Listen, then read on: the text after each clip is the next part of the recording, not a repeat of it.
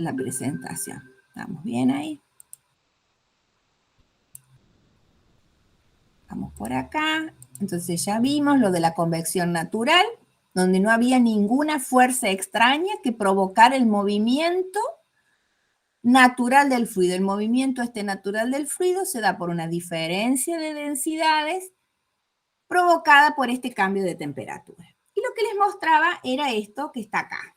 Acá se ven dos fluidos. Un fluido rojo, que es un fluido que simboliza calor, siempre lo rojo en general en las animaciones muestra calor, y un fluido celestito acá, que es el fluido frío. Entonces lo que hacemos, esto que se muestra acá, es un intercambiador de calor de placas que después ustedes van a aprender a diseñar. Más que a diseñar, a dimensionar en las operaciones unitarias 2. ¿Qué es lo que hace acá? En este equipo entra un fluido caliente y sale un fluido, entra un fluido caliente y un fluido frío. Y esos fluidos se ponen en contacto, no en forma directa, sino que si se puede, si ponemos un poquito de imaginación, esto que se ve acá de color celeste, vamos a poner el puntero. Esto que está acá es una placa metálica y esta es otra placa metálica. Estas placas están todas se juntan, se aprietan entre sí y un fluido pasa por una placa y del otro lado de la placa pasa el otro fluido del otro calor. Por lo tanto, el fluido frío con el fluido caliente no están en contacto directo, sino que están en contacto a través de una placa metálica. Y se genera como entre la placa metálica tiene una alta conductividad térmica, el contacto fluido frío, fluido caliente es un contacto que no está limitado por la resistencia de la placa, la resistencia conductiva de la placa metálica. Entonces tenemos un buen contacto un buen contacto entre los fluidos, un contacto térmico, y va a permitir la transferencia de calor ocurra fácilmente. Ahora, ¿qué pasa con estos fluidos? Estos fluidos, antes de entrar al intercambiador de calor, ¿qué les pasa? ¿Y cómo los ven ustedes? ¿Están quietos estos fluidos? El fluido rojo y el fluido celestito que se ve ahí en la imagen, ¿está quieto? No. No. Y las cosas no se mueven solas, a no ser que estemos en la convección natural por una diferencia de densidades. Pero acá tenemos un fluido caliente que se está moviendo con una determinada velocidad y un fluido frío que se está moviendo con otra velocidad. ¿Sí? Y son fluidos que están en contacto y que cada uno tiene su propia velocidad propia del movimiento. Acá, en la parte, antes de entrar al equipo, debe haber alguna cosa llamada bomba, o sí, una bomba debe ser, o una diferencia de alturas que me provoca o que me produce este movimiento. Entonces ya el fluido, los fluidos que están en contacto para transferir el calor, se están moviendo por otra causa diferente. Entonces lo que decimos diferente de la diferencia de densidades. Entonces este tipo de mecanismo de transferencia de calor se denomina transferencia de calor por convección, pero forzado. ¿Forzado por qué? Por esto mismo que estamos diciendo, que los fluidos no se mueven por esta diferencia de densidades como lo hace hace la convección natural, sino porque hay alguna otra cosa, algún otro aporte de energía que los hace mover. Y se acuerdan que en la primera parte de la materia hablamos de que los fluidos se movían, y cuando los fluidos se movían empezaba a importar qué cosa. ¿Qué es lo que pasaba? ¿Todos los fluidos se mueven de la misma manera?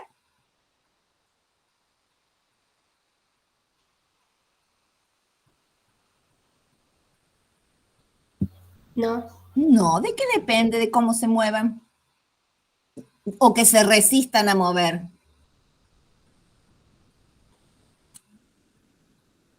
¿Qué estuvimos estudiando en el otro cuatrimestre? Siéntame, en la primera parte de la materia. La resistencia a moverse, ¿con quién tenía que ver? La viscosidad. La viscosidad. Con la viscosidad. La viscosidad, si eran fluidos newtonianos. Pero si eran no newtonianos, tenía que ver con otra cosa que no le podemos decir viscosidad, porque una cosa es la viscosidad, que era la pendiente de la recta, y esta es la no viscosidad. Pero en definitiva, si yo tengo fluido que se está moviendo, ya acá tengo otros inconvenientes. No es lo mismo tener que el fluido que se mueve sea un fluido newtoniano que un no newtoniano. ¿Y de qué otra variante tenemos con el movimiento de fluidos? ¿Qué otra cosa más nos complica el movimiento de fluidos?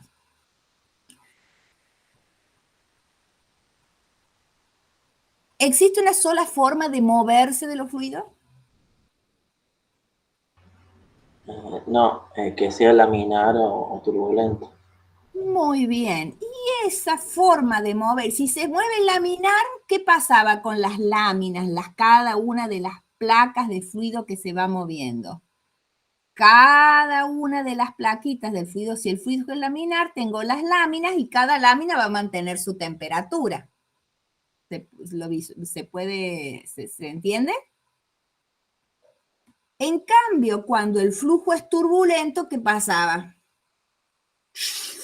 Ese efecto de mis manos que ustedes no ven. Bueno, con el flujo turbulento, ¿qué pasa? Tenemos un flujo caótico, tenemos toda una mezcla de toda la corriente dentro de la tubería, lo cual favorece la mezcla. Si favorece la mezcla, voy a tener toda una uniformidad de temperaturas con un flujo turbulento. Si yo tengo un flujo turbulento, la transferencia de calor o el fenómeno sí, la transferencia de calor, ¿cómo va a ser? ¿Va a ser más fácil la transferencia de calor o más difícil? ¿Qué opinan? Si el fluido se mueve en régimen turbulento o en régimen laminar.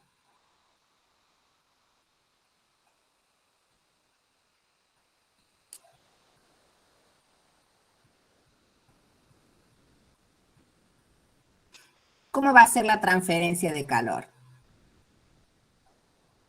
La transferencia de calor en el mecanismo con el flujo turbulento va a permitir un mezclado de todo el fluido que la transferencia va a ser mucho más efectiva, va a ser mejor. ¿Sí? En cambio, en el laminar, cada capita va llevando su propia temperatura, no hay un mezclado, por lo tanto, la transferencia de calor se torna un poco más complicada. En un intercambiador de calor, como es este caso este intercambiador de placas, fíjense que el fluido no se lo ve como plaquita, sino que lo han ilustrado bien como un flujo turbulento, permitiendo una mejor transferencia de calor. Es decir, habíamos hablado en el mecanismo de transferencia de calor por la convección natural, donde la densidad tenía una gran importancia y que teníamos que vincular ese coeficiente H con el que habíamos hablado de la definición del calor de convección, que tiene que ver con la cuestión de las densidades. Y no hablamos, y no tiene que ver, en tanto que me voy a la otra convección, al otro mecanismo, también va a estar definido por un coeficiente H, un coeficiente individual convectivo de transferencia de calor, pero que ese coeficiente va a estar muy influenciado por las características del flujo del fluido. Si no va a ser lo mismo un coeficiente de transferencia para un flujo laminar, cuando el fluido se mueve en flujo laminar, que en un flujo turbulento. Y no va a ser lo mismo un coeficiente de transferencia de calor de un fluido que solamente se mueve por la cuestión de las fuerzas, de la diferencia de las densidades por las fuerzas de flotación. Entonces, todas estas condiciones, todos estos hechos físicos, nosotros los vamos a trasladar a el cálculo o tratar de dimensionar esos coeficientes. Entonces, sigamos a ver qué pusimos en las animaciones. Hablamos de la ecuación de la ley de enfriamiento de Newton, que es la que nos permite, bueno, acá quedó fiero esto, vamos a ponerlo más bonito, a ver si se... Acá tenemos ese coeficiente individual de calor, que bueno, nos quedaron también las letras medias sonzas, pero no importa, ustedes van a entender. Este coeficiente individual de transferencia de calor es igual ¿a quién? A la densidad de flujo de calor, es decir, la energía por unidad de tiempo y área dividida la fuerza impulsora. Y este coeficiente H, en el caso de la convección natural, tendrá mucho que ver con las fuerzas de flotación. Y el coeficiente con referido a la convección forzada tendrá que ver con las cuestiones de las velocidades, de los regímenes de cómo se mueve el fluido. ¿Sí? Si hablamos de dimensiones del coeficiente individual de calor, va a tener unidades de densidad de flujo, que es energía, unidad de tiempo. Acá tenemos energía por unidad de tiempo y unidad de área. Esto sería la densidad de flujo, dividido la temperatura. Entonces, estas son las unidades habituales en que nosotros vamos a encontrar el coeficiente H, el coeficiente individual de calor. Bueno, y nosotros en la primera parte, en la primera filmina dijimos, bueno, nuestro objetivo es conocer o descubrir cuánto vale ese coeficiente. ¿Cómo lo vamos a calcular? ¿Cómo lo vamos a dimensionar? Entonces, para poder dimensionar este coeficiente de calor, existen distintas técnicas o distintas estrategias de estudio. Nosotros la que vamos a trabajar en esta clase es con el análisis dimensional. Y después van a revisar al final de las clases de convección, lo van a hacer el análisis de la capa límite y de todas estas últimas tres, del capa límite, la capa límite aproximada y las analogías. En definitiva, ¿qué les tiene que dar en claro? Para definir el coeficiente H existen distintas ecuaciones, fórmulas, ¿sí? Y que esas ecuaciones se obtienen de distintos procedimientos, al igual que obteníamos los coeficientes en transferencia de cantidad de movimiento. Y transferencia de cantidad de movimiento se va a parecer mucho, transferencia de calor y transferencia de cantidad de movimiento se parecen, son muy similares estas transferencias. De ahí el nombre que surge una posibilidad de resolver estos coeficientes H, con relaciones matemáticas propias de cantidad de movimiento. Entonces, y por eso la analogía, como se parecen, como son análogos, surgen ecuaciones que usadas para cantidad de movimiento las podemos usar para transferencia de calor. Ahora nos vamos a concentrar con el análisis dimensional. En cantidad de movimiento lo que hicieron, ¿se acuerdan que hicimos una cuestión teníamos unas ecuaciones de energía y las podíamos adimensionalizar, y esas ecuaciones al adimensionalizar usando dimensiones características, obteníamos unas cosas que se llamaban números adimensionales. Entonces, producto de la dimensionalización de las ecuaciones de energía, surgen números adimensionales, que son muy importantes para definir nuestras transferencias. Si nosotros adimensionalizamos, nos aparece este número que es fundamental para la transferencia de calor por convección, que se llama el número de Nusselt, Nusselt con doble S. ¿Y qué es lo que relaciona este número de Nusselt? Bueno, antes que ver qué es lo que relaciona, veamos qué es lo que tiene adentro ese número de Nusselt. Primero es un número adimensional, es decir, que no tiene unidades. Las tiene, pero se simplifican, digamos. ¿Qué tiene acá? ¿Esto qué es? El H. El H es nuestro coeficiente individual de transferencia de calor. Bien. Y esta LC, la longitud característica de ese sistema. Y esta K chiquita, K minúscula, es la conductividad térmica. La conductividad térmica tiene que ver ¿con quién? Con la transferencia de calor por el mecanismo de conducción. Entonces podemos llegar a decir que este número de Nusselt, que tiene mi coeficiente individual de transferencia de calor, que tiene una longitud característica y que tiene una conductividad térmica, está relacionando o está comparando, ¿qué cosa? El calor que se transfiere en un sistema dado por el mecanismo de convección y lo comparamos con la conducción que se está generando en el mismo sistema. Entonces yo tengo un sistema X y con el número de Nusselt me permite saber si lo que predomina es el mecanismo de la conducción o el mecanismo de la convección. ¿Cómo tiene que ser el número de Nusselt para que decir, bueno, mi mecanismo de la convección predomina sobre el mecanismo de la conducción? Ese número de Nusselt tiene que ser mayor que 0 o menor que 0.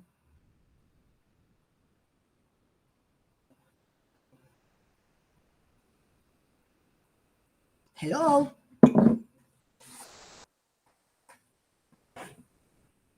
Si tengo una división y tengo un numerador y un denominador, si el denominador es más grande, es decir, el mecanismo de la conducción es un valor, una densidad de flujo grande, y la densidad de flujo del calor por transferencia por convección es más chiquito. ¿Cómo va a ser este número?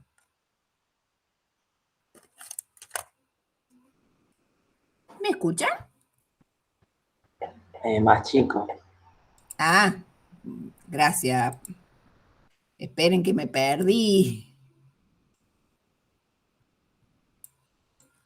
Entonces, lo que vamos a tener, si predomina el mecanismo de la convección, perdón, si predomina el número del denominador, este número va a ser más grande, entonces este número, el número de Nusselt va a ser un número pequeño. Entonces, cuando los números de Nusselt, los números adimensionales, el número de Nusselt es un número menor que 0, estoy en una situación donde la conducción está jugando un papel importante. Pero si ya tengo números de Nusselt mayor que el número de 1 o mayor, está indicando que el mecanismo de la convección está predominando sobre el mecanismo de la conducción. ¿Sí? Y la otra cosa que quería revisar o recalcar, ¿qué es esta LC? Esa LC es la longitud característica del sistema con el que estamos trabajando. Nosotros vamos a trabajar con distintas geometrías y distintas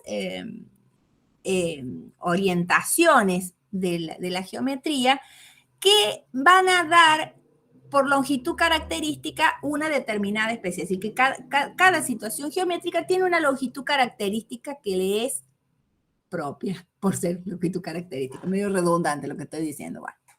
Entonces tenemos el número de Nusselt que vamos a tener, el coeficiente individual, el coeficiente de la conducción. Estamos comparando el mecanismo de la convección con la conducción y que esto está afectado por la longitud característica del sistema que estemos tratando. Por ahí podemos llegar a tener una placa plana, es decir, una geometría sea una placa plana. A ver, esperen si me deja dibujar esto. Yo puedo tener, a ver, acá sí lo puedo dibujar. Esta placa plana la puedo tener así, la puedo tener paradita así, o la puedo tener así. Entonces, puede estar en contacto con aire, ser la longitud característica, por más que en los tres casos sea la misma placa plana. No pude hacerlas iguales porque no me da la cabeza para dibujar cosas con la misma proporción. Pero tengo una placa plana orientada de forma diferente frente al flujo de fluido y las longitudes características no van a ser las mismas. ¿Sí? Entonces, por ejemplo, la longitud característica en este caso va a ser esta. En cambio, en este caso va a ser esta otra distancia. ¿Sí? Entonces, cuando hablamos de número de Nusselt y longitud característica, no solamente es importante la forma geométrica del sistema, sino que también la posición de esa figura geométrica respecto del fluido. Es decir, yo voy a tener una placa plana, pero depende en qué situación, cómo se esté ubicada respecto del fluido con el que esté en contacto, voy a tener una u otra longitud característica. Otro elemento importante que aparece en el análisis dimensional de un fenómeno de transferencia de calor es el Reynolds. Y ahí nosotros estuvimos viendo en la primera filmina, o en las primeras imágenes donde vimos el video, vimos que era importante saber si el flujo era laminar o turbulento, porque la forma en que se transfiere el calor en un flujo laminar o turbulento no va a ser la misma. Es decir, que no nos vamos a salvar dentro del análisis, aparece sí o sí en el análisis dimensional el número de Reynolds, donde nuevamente tenemos esa velocidad B que tenemos acá, que se acuerdan si estábamos en tuberías, esta velocidad característica iba a ser la velocidad media, pero de acuerdo cuando era el flujo dentro de una tubería. Pero esa velocidad característica va a ir variando y va a ser diferente de acuerdo a cada situación geométrica que tengamos. Lo mismo que la longitud característica. ¿Se acuerdan cuando teníamos Reynolds? A ver si podemos escribir. Cuando nosotros teníamos el flujo en una tubería, teníamos teníamos un tubo y tenemos la longitud característica, cuando el flujo es un flujo de fluido que circula por el interior de la tubería, la velocidad característica era la velocidad media y la longitud característica es el diámetro. En cambio, si mi figura geométrica es una placa plana, la velocidad, a lo mejor con la velocidad característica con la que que tenga que considerar sea la velocidad de aproximación y la longitud característica será el largo de la placa. Entonces, cuando hablamos de número de Reynolds en transferencia de calor, vamos a tener que tener en cuenta estas cosas, las mismas consideraciones que hacíamos para el flujo de fluido en la primera parte de la asignatura, son las mismas que vamos a necesitar aplicar en esta zona. No nos olvidamos de lo anterior. Tenemos que seguir aplicando las mismas cosas y los mismos criterios.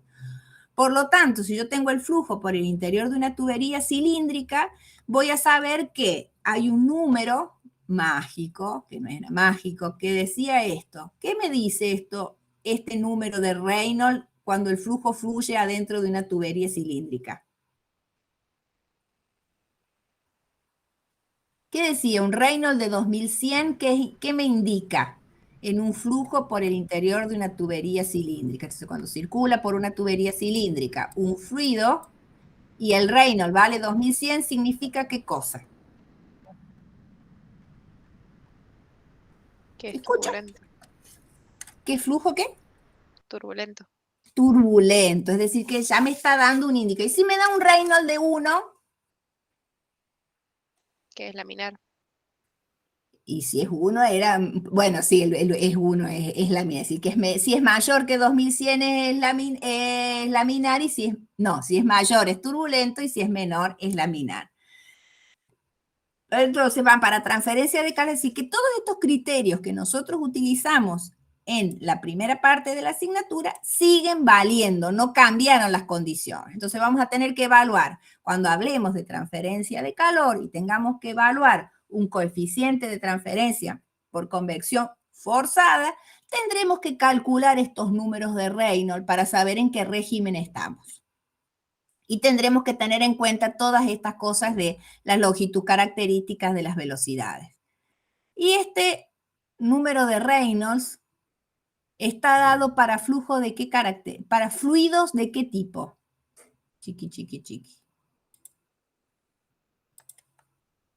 Fluidos de densidad constante y newtoniano.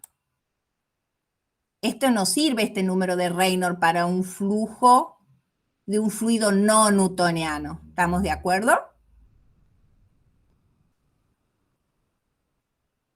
Porque si yo tuviera un plástico de Bingham, ¿tengo mu? ¿Tengo viscosidad? No tengo una mu para poner acá. Entonces, bueno, son las cosas que uno tiene que tener en cuenta cuando haga la transferencia de calor de fluidos, si son newtonianos o no newtonianos, si está en flujo laminar o está en flujo turbulento. Bueno, sigamos con el análisis dimensional. Entonces, revisemos. Vimos el número de Nusselt, que es un número adimensional que vincula, donde nos hace el aporte del coeficiente convectivo y compara el mecanismo de la convección con la conducción. El número de Reynolds, que tiene en cuenta el tipo de flujo que ocurre con el fluido con el que estemos tratando. El número de Prandtl, que tiene que ver, ya después cuando vean más adelante lo de la cuestión de los tamaños de la capa límite y todo, va a ver el número de Prandtl, pero a nivel entre nosotros, antes que toquemos el tema que viene más adelante de capa límite, El número de Pran está relacionando las propiedades de transporte acá. La viscosidad con la conductividad térmica, ¿ven? Transferencia de cantidad, acá lo habla como la difusividad de cantidad molecular, es decir, lo de la viscosidad con el calor. Difusividad de calor compara la difusividad de calor con la difusividad de cantidad de movimiento. Cuando estos son igual a 1, bueno, ahí pasa algo que después van a ver. No nos metemos con eso. Entonces tenemos el número de Pran que nos interesa, que está vinculando las propiedades de transporte del fluido con el que se está sometiendo esta transferencia de calor. ¿Sí? Dependen del fluido con el que se está trabajando. No dependen ni del movimiento ni de la geometría. Dependen del tipo de fluido. Y fíjense que estas propiedades, la viscosidad, la capacidad y la conductividad térmica, son propiedades que dependen fuertemente de la temperatura. Y estamos trabajando con procesos de transferencia de calor donde la temperatura varía. Entonces acá vamos a tener que, cuando nosotros evaluemos estas propiedades, vamos a tener que tener esos cuidados, tener en cuenta esa modificación de la temperatura para evaluar estas propiedades. Entonces tenemos número de Nusselt, número de Reynolds, número de Pran, son todos estos números que aparecen del análisis de adimensionalizar las ecuaciones. Y acá aparece un número que este sí no lo hemos visto, no lo hemos trabajado, no ha aparecido, nos aparece este número raro que se denomina número de Grashof. ¿Se acuerdan? En la primera imagen, este número de Grashof es el que tiene en cuenta la cuestión de las diferencias de densidades entre los fluidos provocadas por diferencias de temperatura y que generan esas corrientes convectivas por una cuestión de diferencia de densidad. Entonces flota el más liviano y se hunde el más pesado. Esa cuestión de diferencia de densidades provocada por la transferencia de calor están consideradas en este número adimensional que es el número de Grashof y tiene en cuenta las fuerzas de flotación, que serían el numerador, y el denominador las fuerzas viscosas. ¿Y qué otro número más aparece en la dimensionalización? Este otro número, que es más de lo mismo, fíjense que este RA con un subíndice L, que se denomina número de Rayleigh. Este número es simplemente el producto del número de Pran por el número de Grashof. En definitiva, el análisis dimensional nos tira que cuando nos entrega como números característicos adimensionales de la transferencia de calor por el mecanismo de convección, estos números, número de Nusselt, número de Reynolds, número de Pran, número de Grashof. Y la mezcla entre el Grashof y el Pran que le da el número de Rayleigh. Bueno, y con todo esto, ¿cómo se come? Convección forzada. El análisis luego de hacer, dijimos que estos números adimensionales son que aparecen por la adimensionalización de las ecuaciones. Y luego se hace un estudio un poquito más profundo y se determina que si tengo un mecanismo de convección forzada, los números que van a verse involucrados, los números adimensionales que se involucran son el número de Nusselt. ¿Por qué el número de Nusselt? Y el número de Nusselt tiene que aparecer. Esperen que a ver si se activa la... Ahí está. El número de Nusselt que contiene el coeficiente de transferencia de calor, que es el que yo quiero evaluar. Entonces, sí o sí, siempre voy a tener, sea convección forzada o convección natural, el número de Nusselt tiene que aparecer, porque es el que va a contener nuestro objetivo, que es el coeficiente individual. Y van a aparecer dos números más adimensionales. El Reynolds, ¿cuándo era la convección forzada? El caso de la placa, el caso de los intercambiadores de calor, o cuando el fluido está moviéndose con velocidad y la forma en que se mueve el fluido, nosotros lo identificamos o identificamos su movimiento o la forma en que se mueve a través del Reynolds. Entonces, involucra el análisis adimensional para convección forzada, vamos a tener el número de Reynolds, que va a tener en cuenta todas estas características, si va a ser laminar, si va a ser turbulento. Fíjense que el número de Reynolds no solamente vincula las velocidades, sino que también era lo que habíamos visto antes, la cuestión de las longitudes características. Y acá a lo que hago es simplemente en este GIF que está acá abajo, es mostrarle la diferencia de comportamiento en un flujo que se mueve en flujo laminar o en un flujo turbulento, donde ahí podríamos visualizar un poquito mejor esa mezcla de temperaturas, ese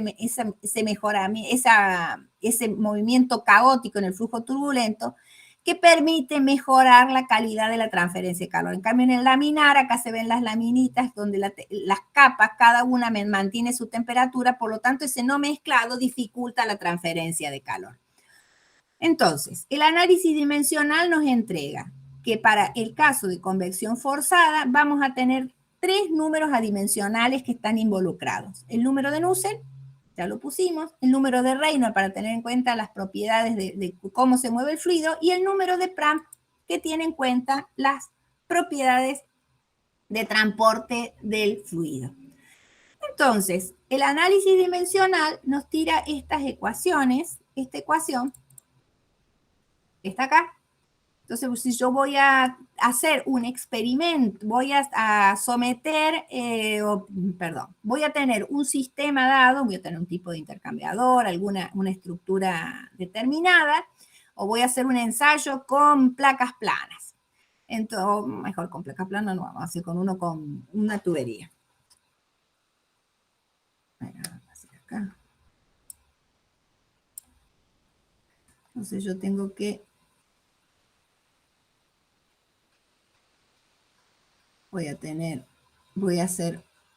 tengo que hacer un ensayo y quiero determinar el coeficiente de transferencia de calor para tuberías de determinadas características, de determinados diámetros, y quiero experimentar y determinar una ecuación general para eso. Entonces, el análisis dimensional me dice, bueno, mira, vos tendrías que hacer ensayos donde vos evalúes el número de Nusselt para distintos Reynolds, distintos Prandtl y estas cosas. Entonces, haces los datos experimentales, haces las experiencias para distintos Reynolds, para distintos Prandtl, haces la experiencia, determinas que esta experiencia fue hecha para unas determinadas características de fluido y distintas características, y lo que obtenés de los datos experimentales son estos numeritos o coeficientes que se encuentran en las ecuaciones. El A, el B y el C son números o coeficientes que se determinan desde la experiencia, pero son determinados desde la experiencia para determinadas condiciones experimentales. A ver si se entiende un poco más lo que estoy tratando de decir. Vamos a borrar esto para que no se ensucie, para borrar todo esto, y vamos a ver. Entonces dijimos las relaciones estas. Todavía no llego a bueno. Para no hacer lío, que ya lo hice el lío, pero bueno. Entonces tenemos la convección forzada, nos queda claro de que los coeficientes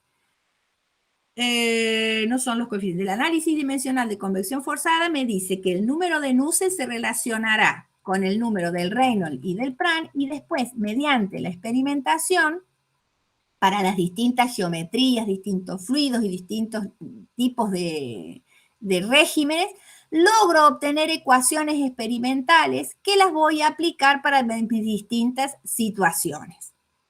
Si hablamos de convección forzada, sí o sí tiene que aparecer el número de Reynolds porque indica el régimen del fluido, el Prandtl indica las características del fluido y el número de Nusselt sí o sí porque ahí está el coeficiente convectivo.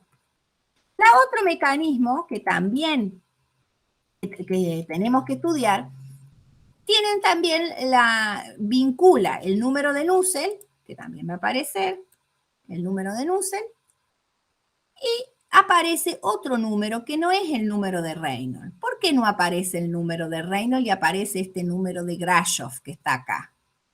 El número de Reynolds aparecía porque el régimen, las fuerzas del movimiento que predomina son el movimiento debido a las fuerzas de flotación. Recuerden acá la imagen que habíamos visto acá en la parte inferior, vemos cómo el fluido se mueve debido a la diferencia de densidades, a las fuerzas de flotación, ¿sí? A la diferencia de densidades se generaban estas corrientes de fluido. Y ese efecto de las fuerzas de flotación es tenido en cuenta en el número de Grashof, que tiene esta formita,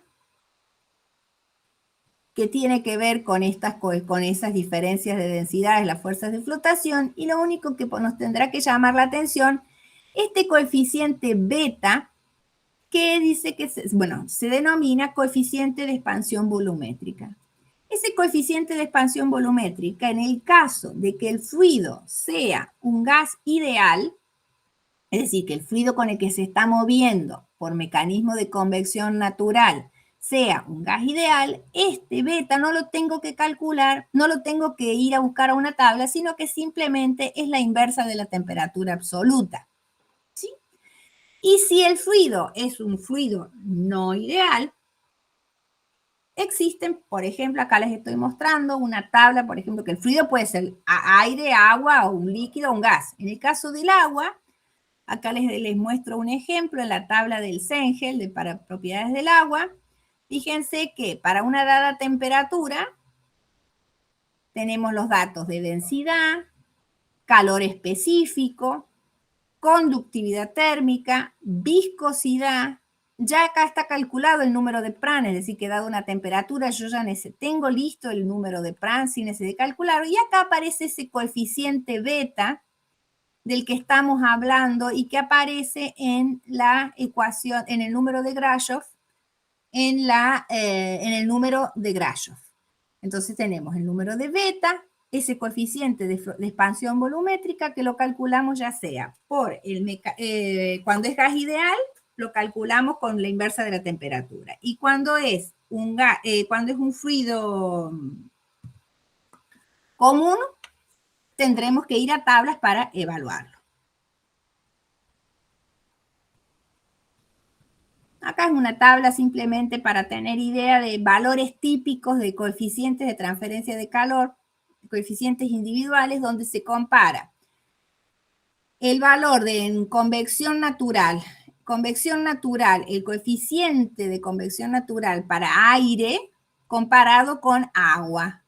La transferencia de calor, la facilidad de transferir el calor en agua es mucho más importante, es 100 veces más que el del aire. Y acá en la segunda línea dice convección forzada, compara convección forzada de aire con agua, donde vemos que la transferencia de calor en el agua es mucho más fácil. Son valores referentes, nosotros esto no los podemos usar directamente. Bueno, entonces hablamos de que la convección forzada va a tener el análisis dimensional del fenómeno de transferencia por convección forzada, lo van a definir un número de Nusselt, un Reynolds y un Prandtl. A través de la experiencia, desde la experimentación, se realizan distintas experimentaciones con distintas geometrías y lo que se hace es obtener el valor de estos coeficientes A, B y C.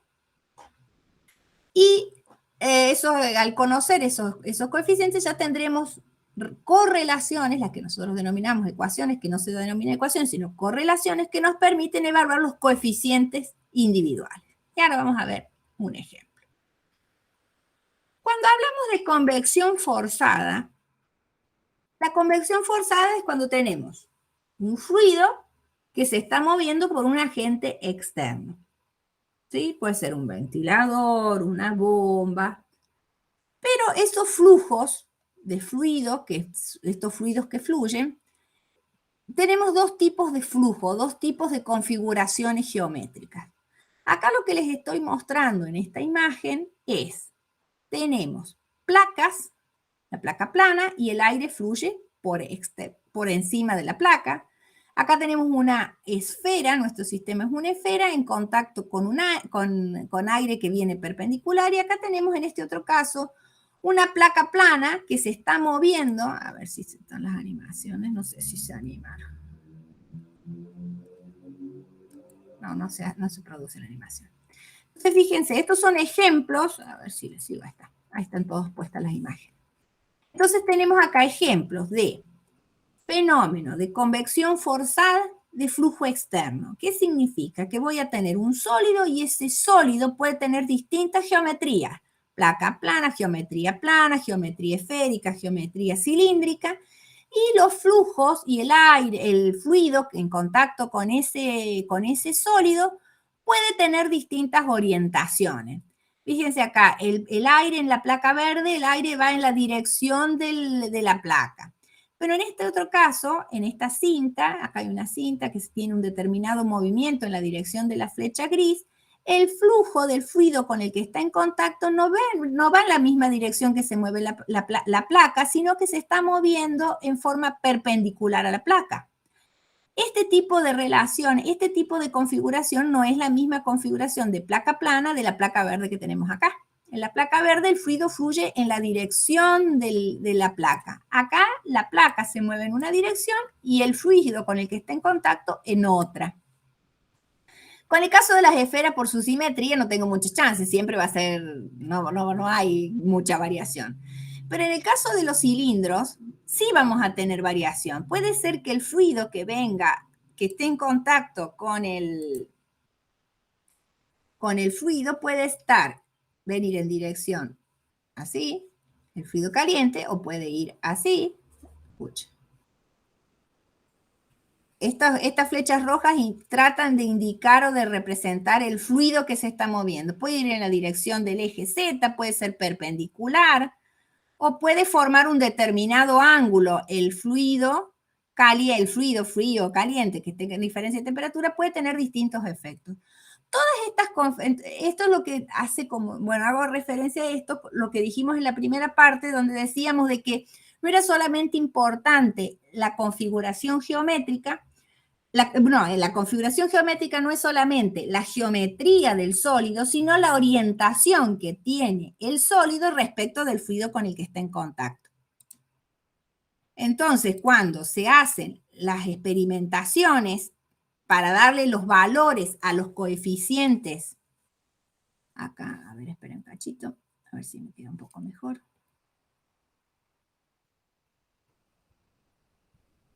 ¿Qué es lo que estamos viendo? Que la convección forzada va a ser igual al número de Nusselt por el Reynolds y por el Pram. Entonces, cuando yo haga la experimentación para evaluar los coeficientes A, B y C, voy a tener en cuenta que esos coeficientes los voy a tener evaluados para una determinada geometría, y una determinada orientación de los fluidos respecto del sólido. Y eso se va a ver reflejado en estos coeficientes. Entonces, cuando se generen estas correlaciones experimentales, no solamente se genera un número de Nusselt con unos numeritos acá arriba, con un número de A, B y C, sino que esas correlaciones se van a poder utilizar siempre y cuando nosotros mantengamos las condiciones para las cuales fueron evaluados esos números. Ahora lo vamos a visualizar en las correlaciones. Vamos a borrar esto para que se desaparezca. Y acá está lo que les decía. ¿Qué dice acá? Convección forzada, coeficientes individuales promedio, HL. Es decir, hubo señores que se encargaron para placas planas, hicieron experimentos con flujo laminar, flujo turbulento, combinación de flujo laminar con turbulento. ¿Qué otras condiciones más le pusieron acá? Flujo laminar. Flujo laminar ¿para quién? Para placa plana. Si tenemos la geometría, placa plana. Esta condición que tenemos acá, Reynolds 5 por 10 a la quinta, es la misma condición que habíamos establecido en cantidad de movimiento.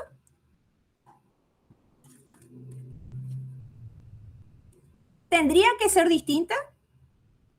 No, Si estamos hablando de lo mismo que trabajamos en la primera parte de las primeras unidades, pudimos describir que el fluido en una placa plana, a ver si tiene el dibujito acá, no le hice dibujito, estuvo flojo eso. Entonces, ¿qué es lo que vamos a ver para entender un poco más de qué referencia estamos haciendo, de qué geometría estamos hablando? Una placa tenemos entonces.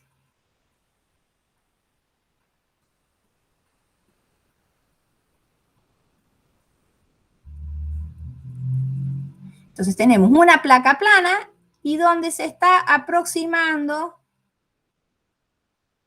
un fluido con una determinada velocidad. Ese fluido va a trabajar sobre la placa plana y sobre esta placa plana se va a cumplir que sobre esa placa plana el promedio va a ser igual al Reynolds por el Pran. Pero esta ecuación yo la voy a poder aplicar siempre y cuando se cumpla la condición del número de Pran tenga este número y que el Reynolds se encuentre por debajo de 5 por 10 a la quinta. Por 5 por 10 a la quinta, el flujo en una placa plana, recordemos que era la condición que utilizamos en flujo laminar en cantidad de movimiento. L va a ser la longitud característica, ustedes después van a ver en el libro de Sengel o en los distintos libros de transferencia de calor donde saquen las correlaciones.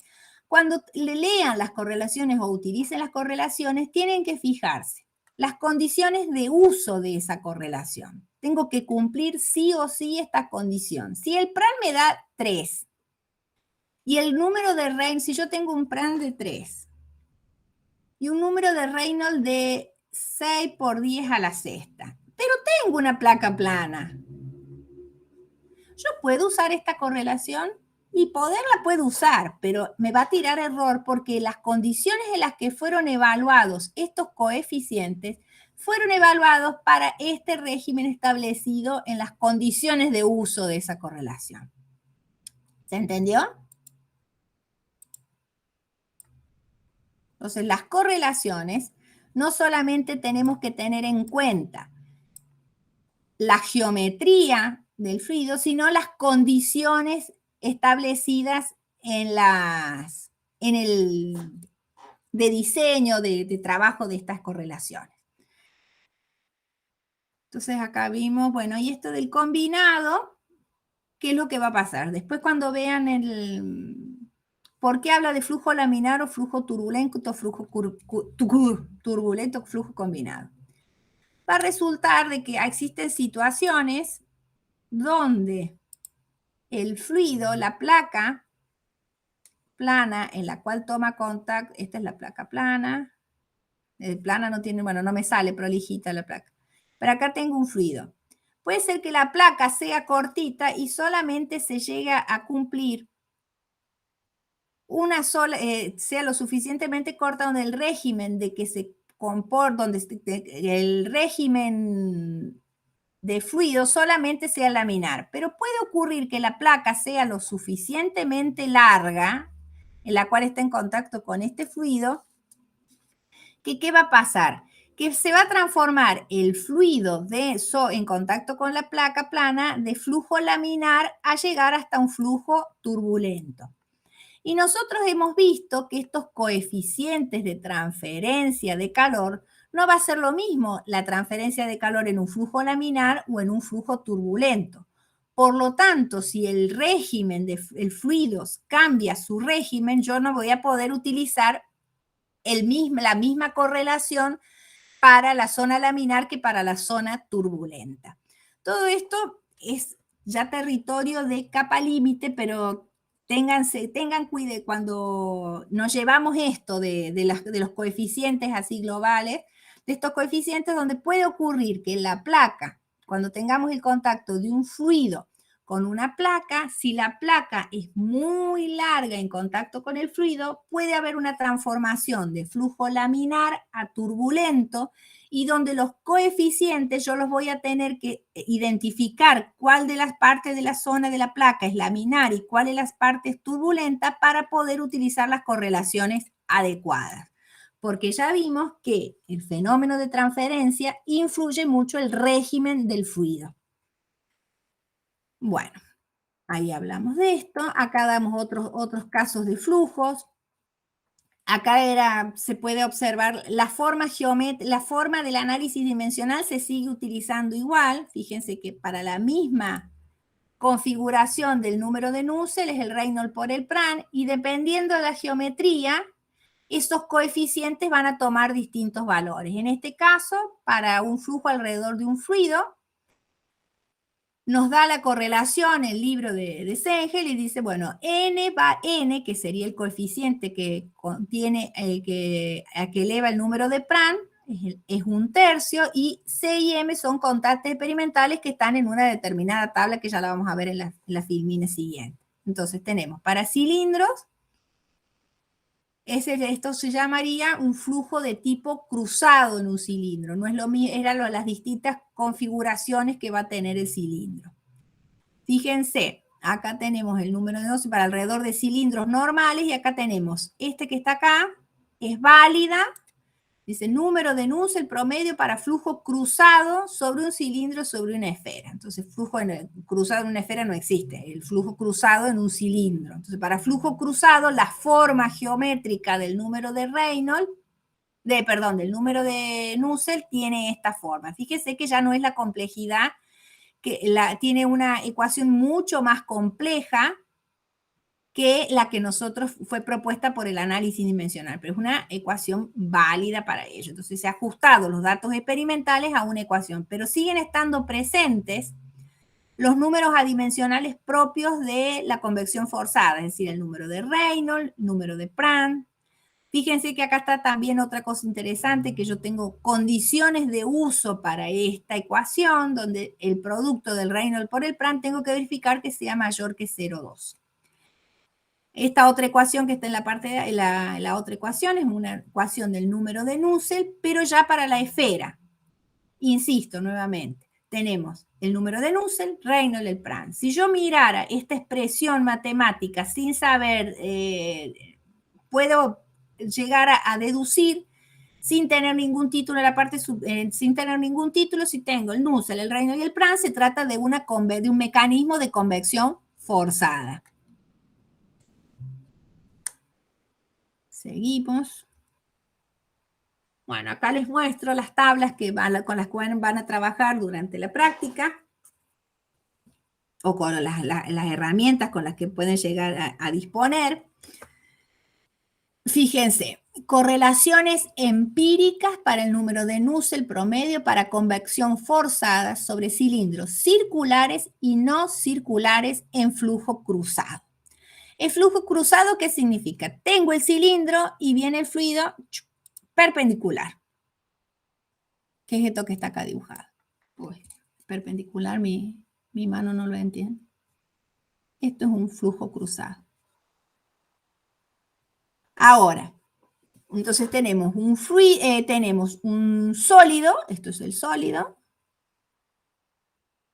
y esto es el ambiente, los alrededores, el fluido. Ese fluido no está quieto, sino que viene con una determinada velocidad propia.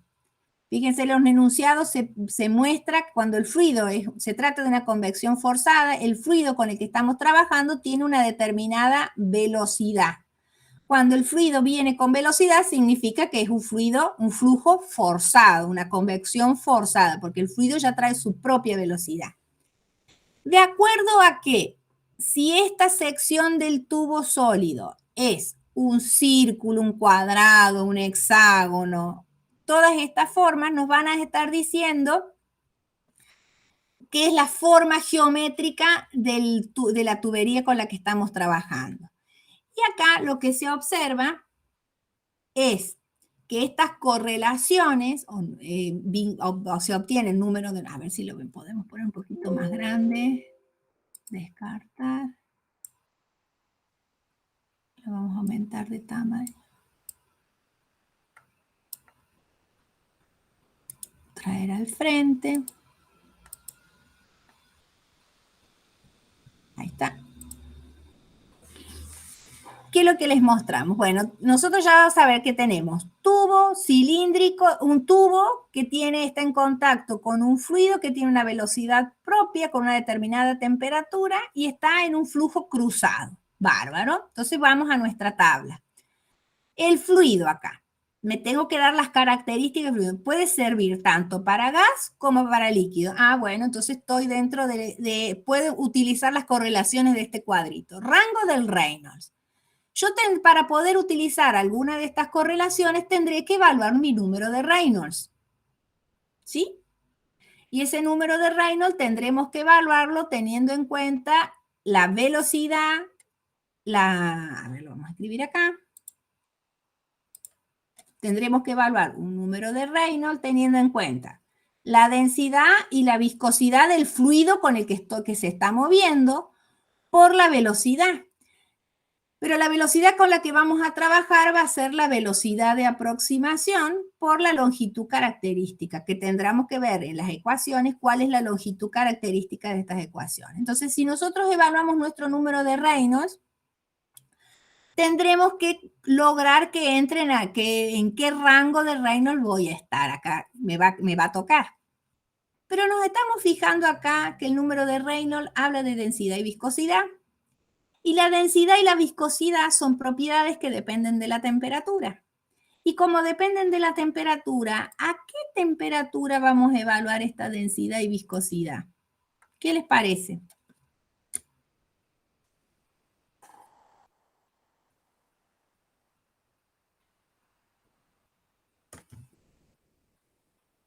¿Se ve?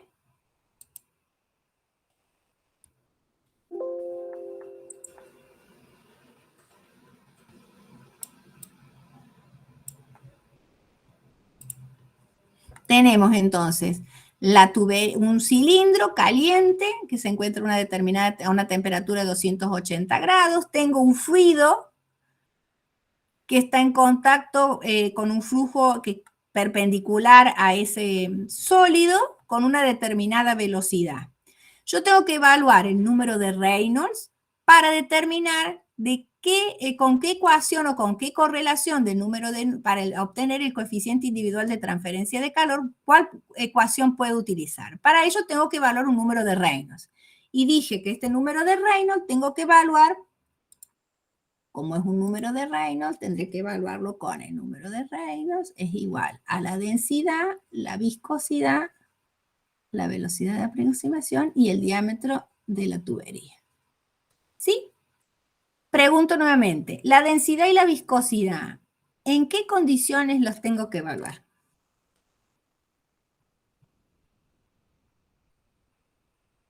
¿Me escucha? A los 30 grados centígrados del aire. De 20 grados centígrados, quiero decir, del aire. Del aire que está lejos, está 20. ¿Pero el aire que está cerquita del tubo?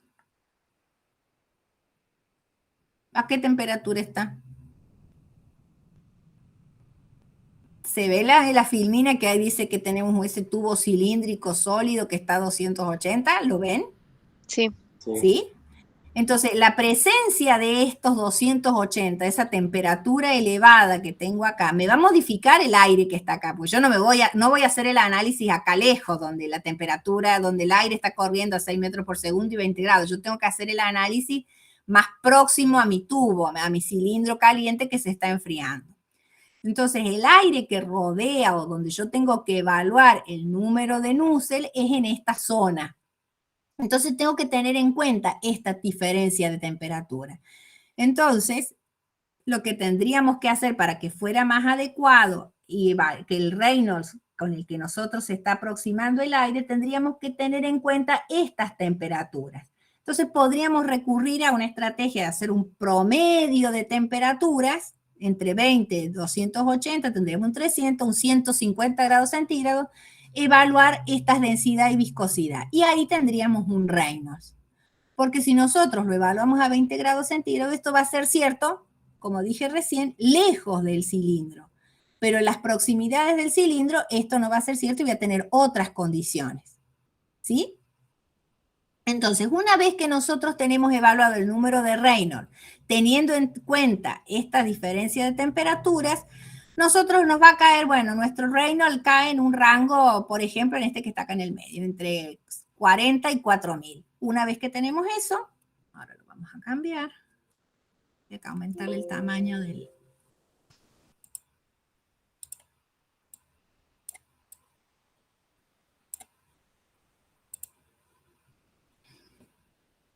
acá. Entonces ya verificamos que nuestro Reynolds evaluado a esa temperatura promedio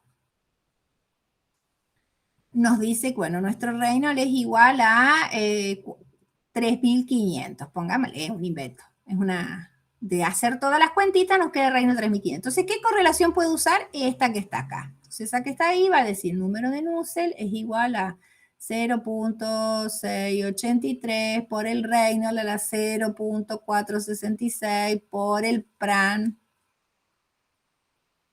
a la 1/3. Ah, bien.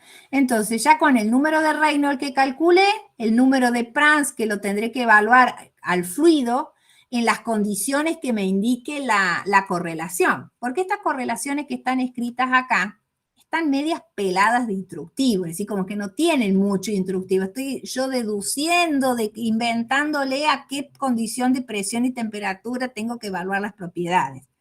Pero cuando ustedes vayan al libro les va a explicar, bueno, las correlaciones del primer grupo son evaluadas, tiene que evaluarlas a tal temperatura, en tal condición, en tal condiciones de presión y temperatura, ¿sí?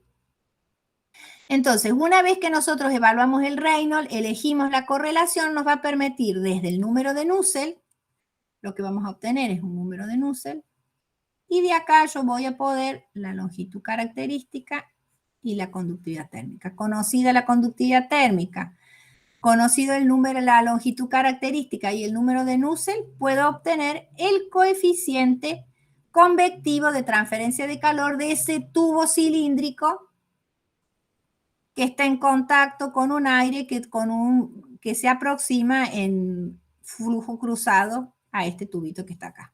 ¿Sí? Sigamos. Ahí, deforme. Acá es lo que les estoy mostrando. Entonces, lo que vimos en la primera, todas estas primeras ecuaciones, revisando la primera definición, era convección forzada. Si tenemos convección forzada, tenemos número de Nusselt igual al Reynolds por el Pran. Y dentro de la convección forzada tenemos dos grandes grupos de geometrías. Flujo externo, que es lo que vimos que puede ser una placa, puede ser una esfera, puede ser un cilindro, con distintas configuraciones de cómo se acerca el fluido. Cómo se mueve el fluido respecto del sólido. Y ahora nos vamos a pasar a la otra forma, a la otra configuración. A ver si no me deja pasar, no me deja pasar.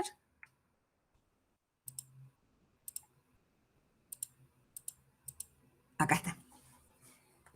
¿Qué es lo que pusimos acá? La palabrita de flujo interno. ¿Qué significa el flujo interno? Ahora el fluido no se mueve más por afuera del sólido, sino que por dónde se está moviendo el fluido. Por adentro de los sólidos. Se los dice flujo interno o flujo confinado.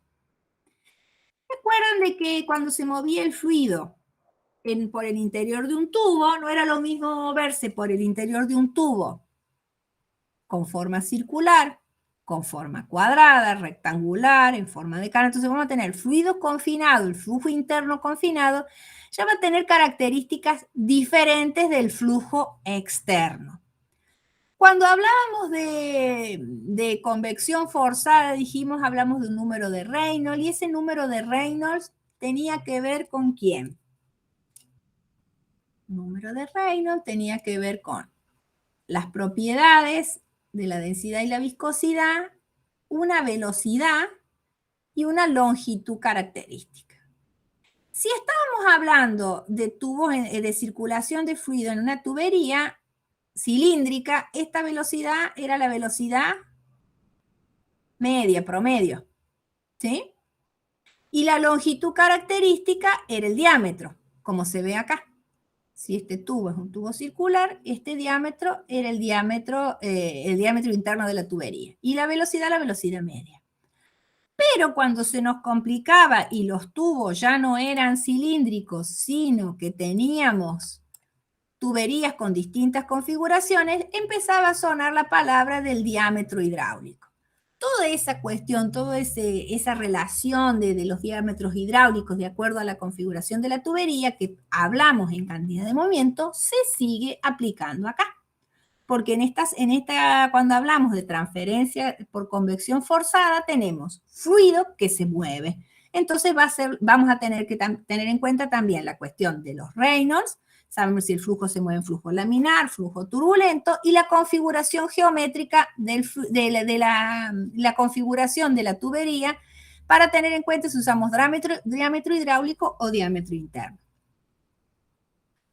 Las configuraciones acá muestro un ejemplo de una tubería donde está circulando un fluido, donde fíjense que estas flechitas lo que tratan de representar es que a lo largo de toda la tubería se está entregando, es un tubo que está entregando calor al fluido que se está moviendo en el interior de la tubería. O puede pasar otra situación diferente, donde tengo un fluido que entra a una determinada temperatura y sobre la superficie de la tubería se encuentra una determinada temperatura constante y esa diferencia de temperatura va a provocar un cambio de la temperatura a lo largo de que el fluido va fluyendo por la tubería. Si hablamos de correlaciones, la correlación va a tener exactamente la misma forma. Desde el análisis dimensional tendremos que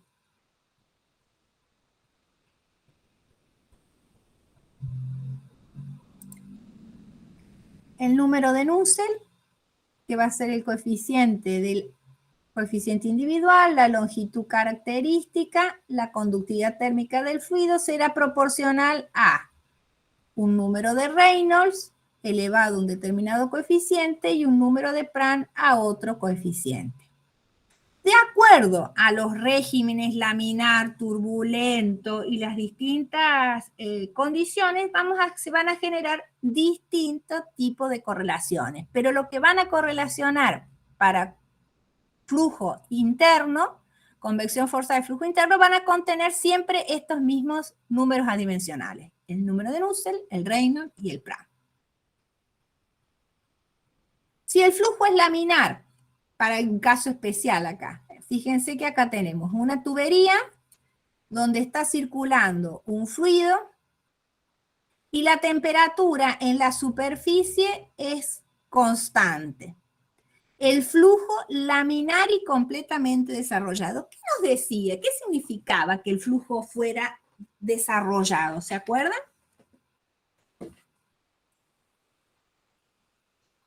Que se repite el perfil de velocidad a lo largo de un eje. Muy bien, ok, el perfil que se repite, o decir, también lo decíamos de otra forma, me gusta decirlo como yo me lo aprendí, que no cambia la dirección del flujo, pero es lo mismo que vos decís, se repite, es decir que no cambia, no se modifica. ¿Y dónde se modificaban los flujos? Recuerden que cuando nosotros teníamos una tubería, había toda una primera parte donde entraba el fluido y se iba acomodando. Había una zona, que la llamamos zona de entrada, donde el fluido entraba con una determinada velocidad, venía todo parejito, después acá se iba acomodando, hasta que al final, a partir de un determinado momento, si el flujo era laminar, quedaba con una bonita forma que empezaba a repetirse, que empezaba a no modificarse ese perfil de velocidad. No sé si se alcanza a entender mi dibujito, pero bueno, a mí me da una idea. Entonces tenemos, cuando trabajamos con fluidos que se mueven por el interior de los sólidos, hay una zona donde el fluido se acomoda a ese sólido y lo llamamos, por decirlo de alguna manera, que se acomoda, esa zona donde se producen estas transformaciones, estos cambios, se llama zona de entrada. Y en esa zona de entrada el comportamiento es totalmente diferente de la zona donde el flujo está desarrollado.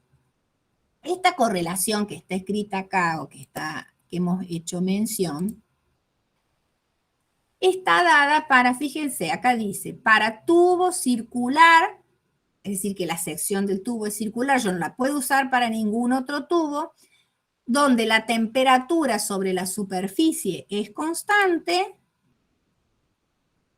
el número de Nusselt es igual a esta ecuación. Entonces, esta ecuación, esta correlación nos permite evaluar el número de Nusselt si se cumplen todas estas condiciones. ¿Cómo sé que el flujo es laminar? Tendré que calcular, previo a utilizar esta correlación, el número de Reynolds. Y ese número de Reynolds me va a permitir, tendré que evaluarlo a una temperatura. ¿A qué temperatura la vamos a evaluar? Y a una temperatura promedio que me permita tener en cuenta estos cambios de temperatura entre el fluido y la pared. Eso después lo vamos a ir viendo en la práctica. Insisto con mi GIF de flujo laminar y turbulento para recordar cuán importante es el flujo turbulento en la mezcla, en la agitación, en la transferencia, que mejora las transferencias, y que el flujo laminar es como que lo hace todo mucho más complicado la transferencia.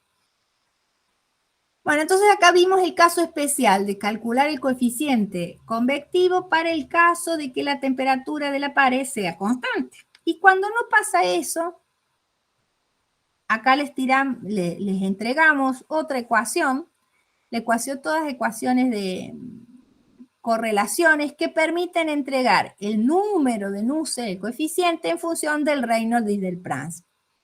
Fíjense que estas correlaciones ya no tienen la forma tan parecida a la primera que vimos, a la de la que nos entregó el análisis dimensional, pero tienen un parentesco.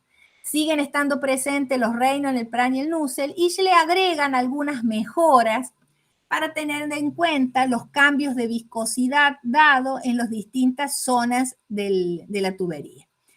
En este caso, bueno, estas ecuaciones no son únicas, existen muchas ecuaciones que nosotros tendremos que utilizar la que mejor se adapte a nuestra situación.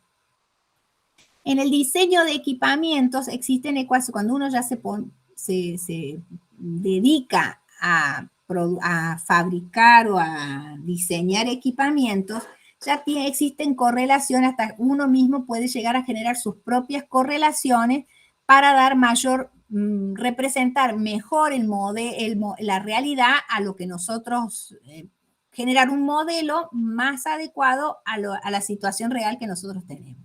Pero en el caso de fenómeno, acá en fenómeno nosotros vamos a trabajar con correlaciones ya establecidas, las que disponemos en los libros, que no distan mucho son las utilizadas habitualmente en el diseño, porque no con tanta precisión, pero son muy buenas herramientas para el diseño de equipos, como para empezar a hacer los diseños. Fíjense que acá insistimos, para flujo laminar en tubo cilíndrico, entonces tenemos las diferentes variedades. Para flujo turbulento, fíjense que acá tenemos una ecuación. Esta sí tiene más la forma del Nusselt, una función del Reynolds y del Prandtl.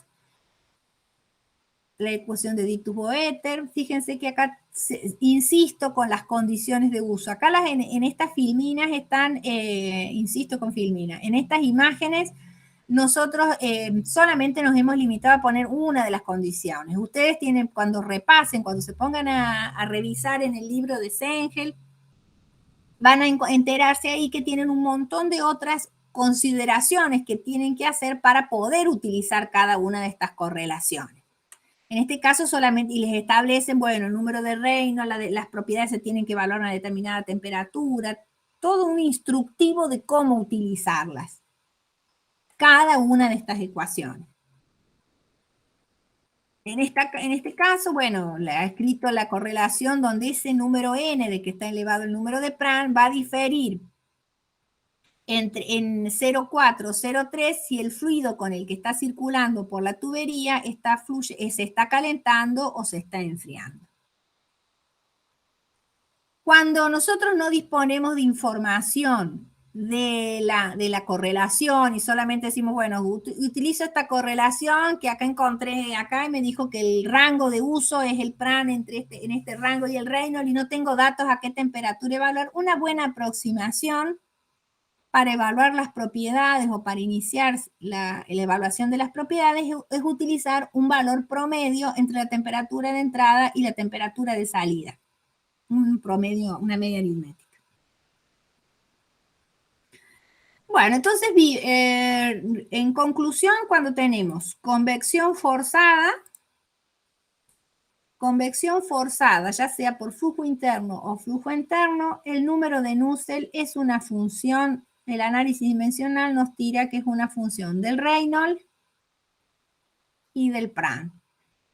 Con las distintas experimentaciones, con los distintos, los datos, los trabajos experimentales nos entregan un sinnúmero de correlaciones que nos permiten evaluar estos coeficientes Nusselt. Y esos coeficientes, uno de los usos que nosotros les habíamos dado, ¿se acuerdan? Cuando trabajamos, vuelvo nuevamente a la placa plana.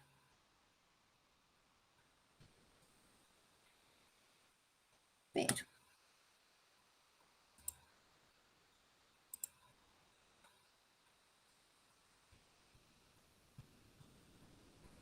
teníamos una placa plana en contacto con el aire y poníamos una condición de contorno que decíamos el calor que llega por el mecanismo de convección es igual al calor que sale, que se introduce dentro de la placa sólida por conducción.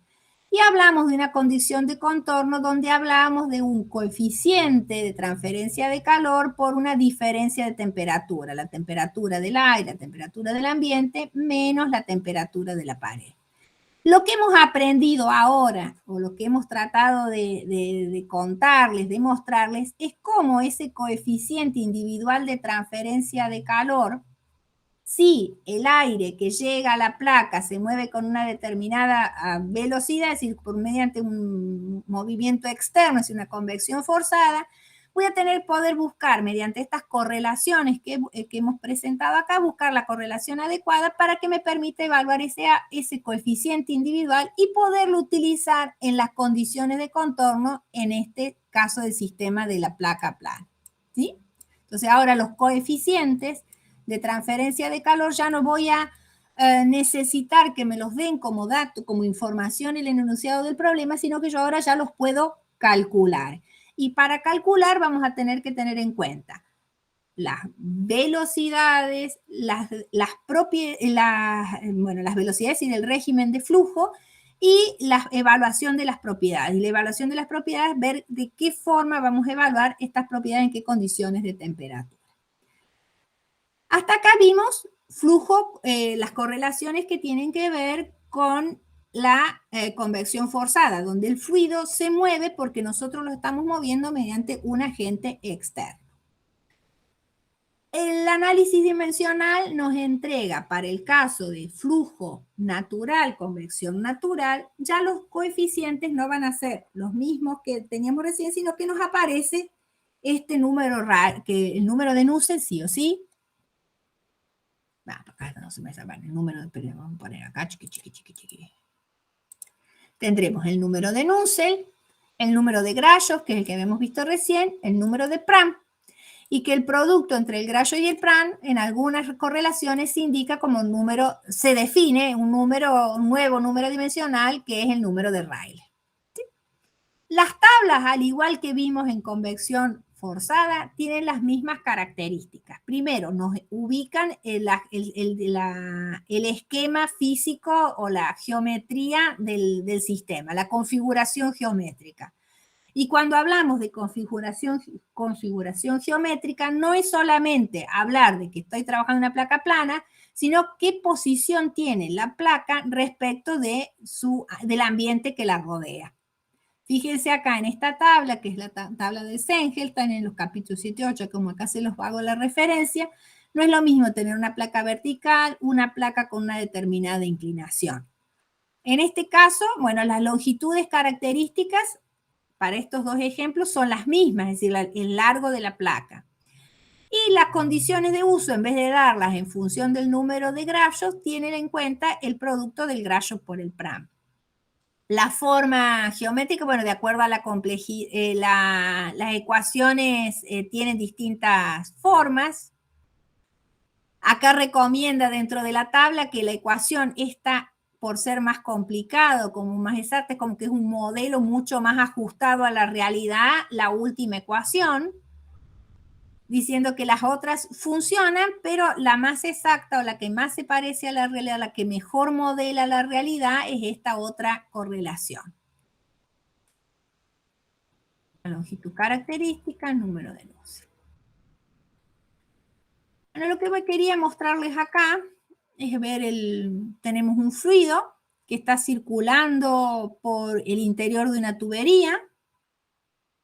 Este fluido entra con una temperatura de 20 grados centígrados a una tubería sólida cuyo interior tiene una temperatura en la pared interna de 100 grados. Es decir, tengo un fluido que circula por esta tubería que tiene 20 grados y está en contacto con 100. ¿Qué le va a pasar a ese fluido en contacto con ese sólido caliente?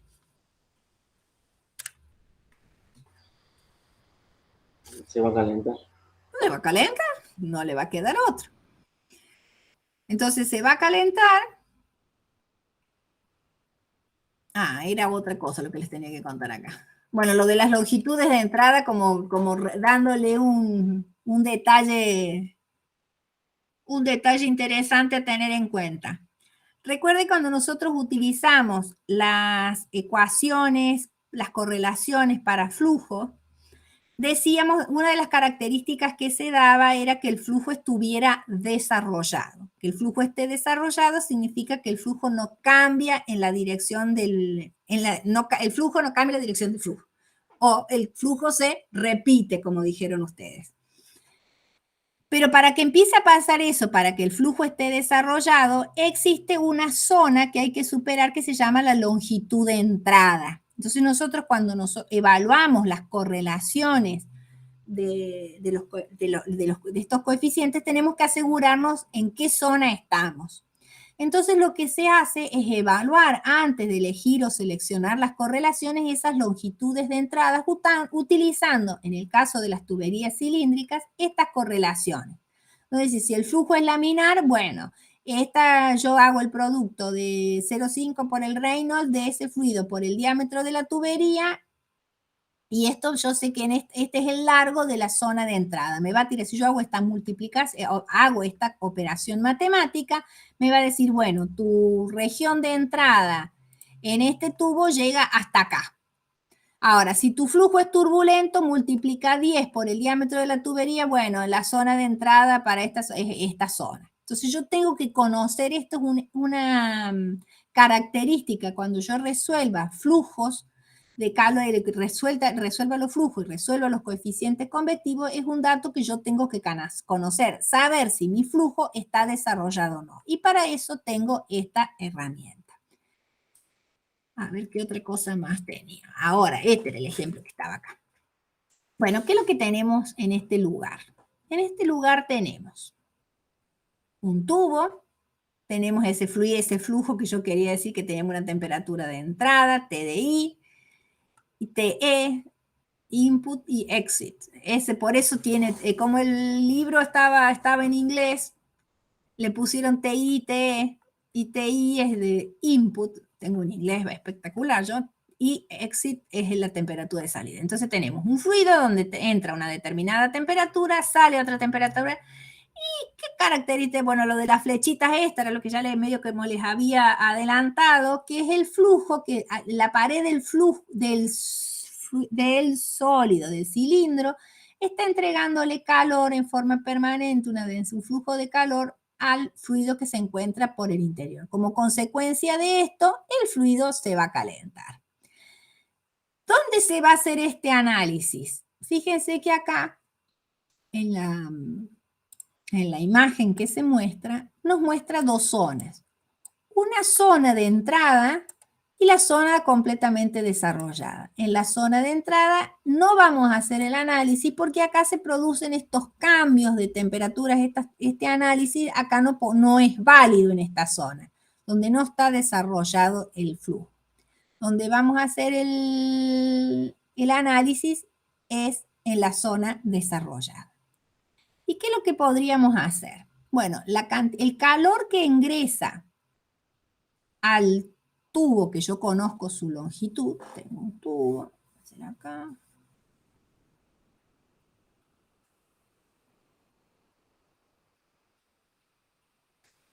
El calor que ingresa a este flujo va a ser igual a la densidad de flujo, que es dato que está de la pared, el calor de la pared, multiplicada por el área. Esto es una densidad de flujo de calor, es decir, es energía por unidad de tiempo y unidad de área.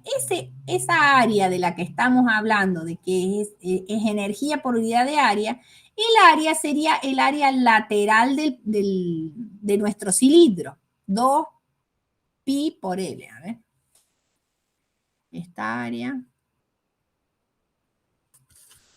Pero.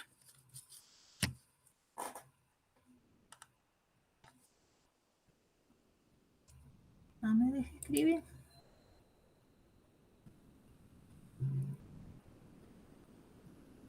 Pi por diámetro.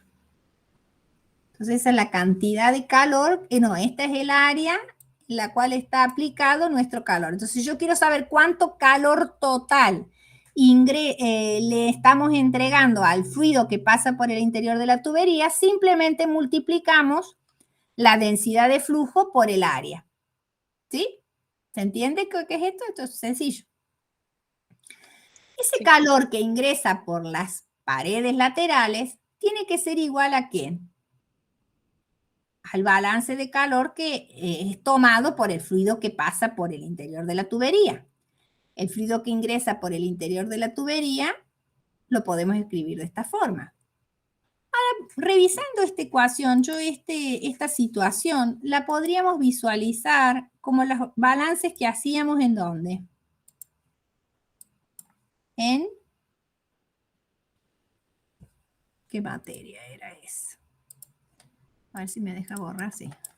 Puedo descartarla. Si yo elijo como sistema, a ver si les hace acordar de algo esto.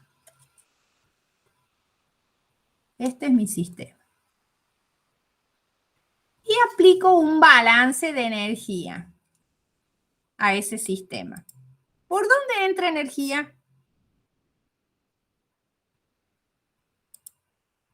En este sistema está entrando un flujo con una temperatura, TI, calor, un flujo másico con una determinada temperatura. Está saliendo un flujo con otra temperatura y está entrando al sistema energía en forma de calor. Yo esto perfectamente lo puedo plantear, o como está planteado, es como un balance de energía, como los balances que hacíamos en balance. En la materia de balance hacíamos el balance general. Entonces vamos a poder escribir que esto podemos escribirlo como esta misma ecuación que está escrita acá, resulta que viene flujo másico de entrada por la entalpía de entrada menos el flujo másico de salida por elegir re mal el color. Esto va a ser lo que entra menos lo que sale más el calor. Como estamos en estado estacionario, todo está igual a 0. ¿Les suena este balance? Elegí el color re mal, pero bueno, sepan disculpas. ¿Sí? Entonces, lo que nosotros podemos, lo vuelvo a escribir para que se vea un poquito mejor.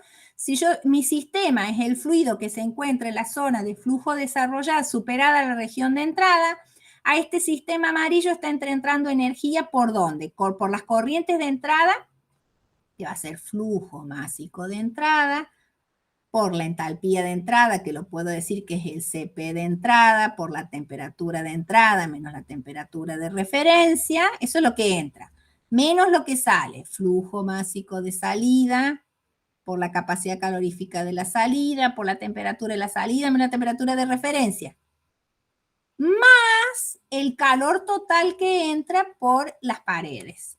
Acá se me terminó la... Chucu, chucu, chucu. Borramos ahí, le ponemos de nuevo. Pluma. Acá.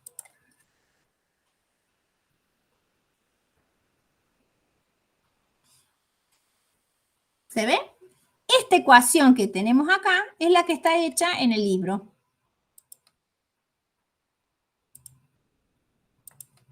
Esta ecuación es totalmente equivalente a esta. Y de esta forma yo puedo evaluar ¿qué cosa? La cantidad, la temperatura de entrada o salida en un sistema donde está entrando y saliendo fluido que el transporte haciendo el análisis de un sistema donde tengo un transporte por mecanismo convectivo, puedo evaluar la temperatura de entrada y salida utilizando estas condiciones.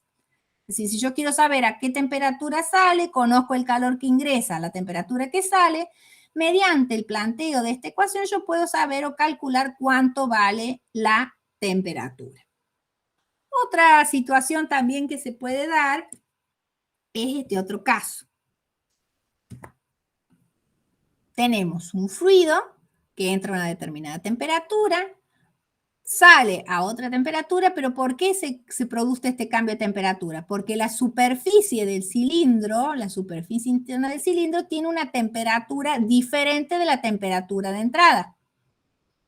Entonces se va a producir una transferencia de calor entre la pared y el fluido.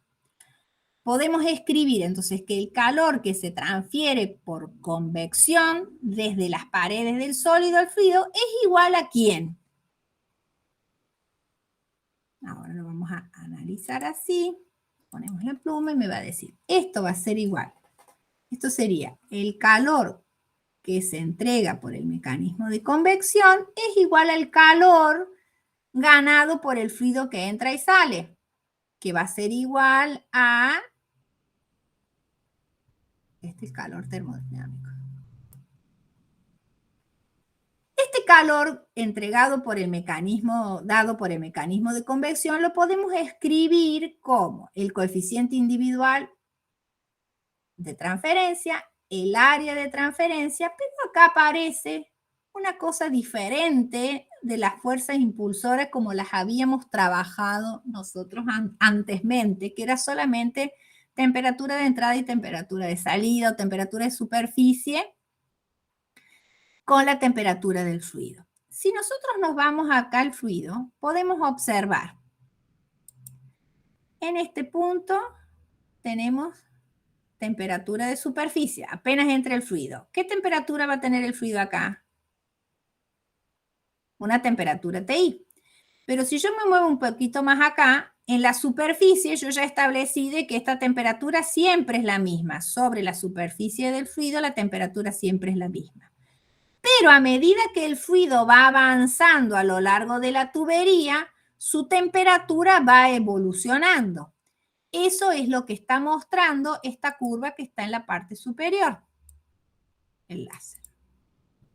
¿Ven? La temperatura, la entrada del cilindro y la temperatura de la pared del cilindro. Tengo una fuerza impulsora, una diferencia de temperatura, un calor que se va a transferir que va a ser mucho más importante. Pero a medida que se va moviendo el fluido por dentro de la tubería, acá lo mostramos en la curva, la diferencia entre la temperatura y la temperatura de la pared que permanece constante y la temperatura del fluido va a ir cada vez, esta diferencia de temperatura va a ir disminuyendo. Es decir, que la diferencia de temperatura a la salida de la tubería va a ser muy chiquitita y al principio muy grande. Entonces, nuestra fuerza impulsora, que es proporcional a la cantidad de calor que nosotros vamos a entregar, es proporcional a esa fuerza impulsora, pero esa fuerza impulsora va variando. Y para tener en cuenta ese cambio o esa modificación, se recurre a definir, en vez de una diferencia de temperatura como entre T de entrada y T de salida, colocar acá T de entrada, T de pared y T de salida, se recurre a esta diferencia de temperatura que sería como un promedio a lo largo de toda la tubería, que se denomina diferencia media de diferencia logarítmica media. Acá lo he escrito que me parece que al revés. Pero en definitiva tiene que ver con la diferencia de temperatura logarítmica. ¿Y cómo se hace? Esta diferencia de temperatura se define como la diferencia de temperatura en la zona caliente, TS menos TI, la diferencia esta, menos la diferencia en la zona fría, T de salida menos TI y sobre el logaritmo de la diferencia. Al tener en cuenta de esta forma esta diferencia de temperaturas, tiene en cuenta que un flujo, el verdadero flujo es mucho más real que el que si yo hubiera utilizado la primera fuerza impulsora. Si usara la primera T de superficie menos la T de la entrada, el calor que voy a calcular es un calor que no es cierto, porque esta diferencia de temperatura no se permanece a medida que yo voy avanzando. Entonces, para tener en cuenta esta condición donde la temperatura de la pared es constante y la temperatura del fluido va variando, en vez de utilizar como fuerza impulsora la diferencia de temperatura al inicio, se utiliza el delta T medio logarítmico. ¿Sí? Lo que no sé si vamos a alcanzar, ¿cómo vamos con el tiempo? No, no vamos a alcanzar. Nos vamos a trabajar mañana con la otra parte de la transferencia de calor. Vamos a ver un poco de seguir con convección forzada y con coeficiente global. Para ya el jueves y el viernes seguir trabajando con la práctica. Bueno, yo creo que hemos llegado a nuestra fin. ¿Se encuentran allí? Sí, profe.